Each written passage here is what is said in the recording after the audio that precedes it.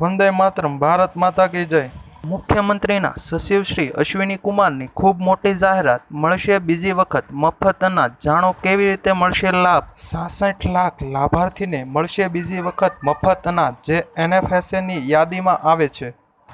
આવી રીતે સ્ક્રીન પર દેખાતા રેશન કાર્ડના પહેલા પેજનો આવી રીતે રેશન કાર્ડ નંબરનો અંક છેલ્લો અંક જોવાનો રહેશે, જે આપનો પણ અલગ અંક હશે। કઈ રીતે હશે વ્યવસ્થા? 25 તારીખે જેમનો રેશન કાર્ડનો છેલ્લો અંક 1 અથવા 2 હોય, 26 તારીખે જેમનો રેશન કાર્ડનો નંબરનો છેલ્લો અંક 3 અથવા 4 હોય, 27 તારીખે જેમનો રેશન કાર્ડ નંબરનો છેલ્લો અંક 5 અથવા 6 હોય, 28 તારીખે જેમનો રેશન કાર્ડ નંબરનો છેલ્લો અંક 7 અથવા 8 હોય, 29 તારીખે જેમનો રેશન કાર્ડ નંબરનો છેલ્લો અંક 9 અથવા 0 હોય, 30 તારીખે બાકી રહેલાને લાભ મળશે। બીજી વખત માત્ર ઘઉં અને ચોખા જ મળશે।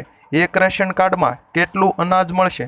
જો 4 વ્યક્તિ હોય તો 4 ગુણા 3.5 બરાબર 14 કિલો ઘઉં, ચોખા 4 ગુણા 1.5 બરાબર 6 કિલો ચોખા, આવી રીતે આપને મળશે।